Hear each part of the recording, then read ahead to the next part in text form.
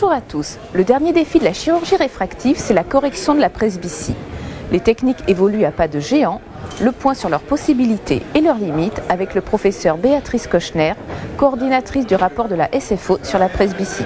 Donc cette année, le livre académique qui annuellement est écrit par la Société française a porté sur le thème de la presbytie.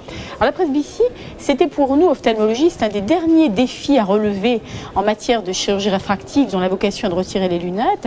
Et c'était d'une part de comprendre à la fois le mécanisme et d'autre part de définir quelle stratégie allait pouvoir répondre à cette demande croissante de la population qui est de retirer cette lunette du temps qui passe et qu'actuellement on est en mesure dans plus de 90% des cas d'obtenir une indépendance complète des lunettes. Cette indépendance, elle démarre en premier lieu par une sélection précautionneuse des patients.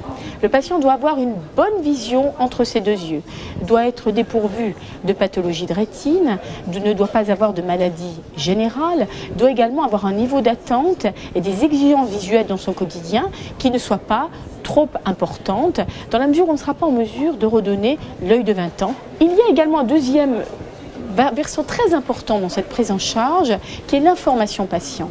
Il faudra lui définir quel bonheur sera le sien après l'opération. Capacité de lire sans lunettes, oui, mais au prix d'une petite perte du contraste et d'une dépendance de la lumière environnementale. Alors comment y parvenons-nous? Il y aura d'une part le laser eximeur. On le réalise sous un petit volet de cornée que l'on a fabriqué au préalable et il devient ce qu'on appelle le LASIK. Sur cette cornée, on peut également travailler en réalisant, grâce à un autre laser qu'on appelle le femtoseconde, il faut savoir que ce traitement ne sera réalisé que sur un œil. Il sera réalisé sur l'œil que la nature nous a donné pour lire de près, qu'on appelle l'œil non directeur. De la même façon, nous pourrons également utiliser sur cet œil dominé non directeur, au lieu de réaliser un laser, la mise en place d'un petit implant glissé dans la cornée, qui visera également la même chose, soit apporter plusieurs zones de vision, soit apporter un changement de courbure pour avoir ce même objectif d'améliorer ce qu'on appelle la profondeur de champ, c'est-à-dire notre capacité à lire de près.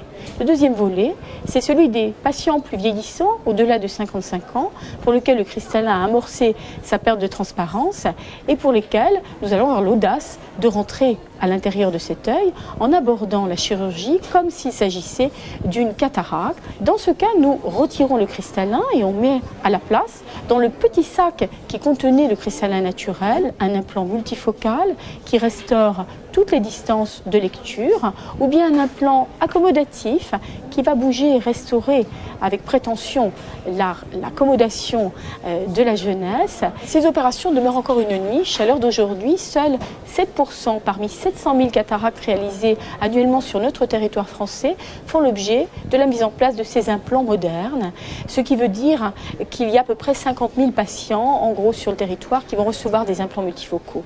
Nous devons rajouter à cela, parmi toute la population des patients qui bénéficient d'un laser pour corriger un défaut, seuls 10% à peu près sont des patients bénéficiant d'un traitement pour la presbytie.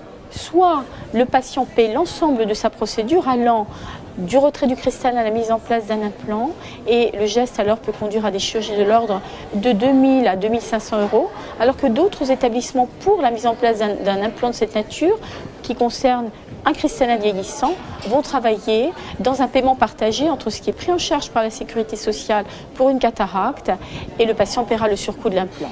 Concernant les approches cornéennes, en particulier le presbyLASIK, le prix moyen sur le territoire est de l'ordre de 1 000 à 1 500 € par œil.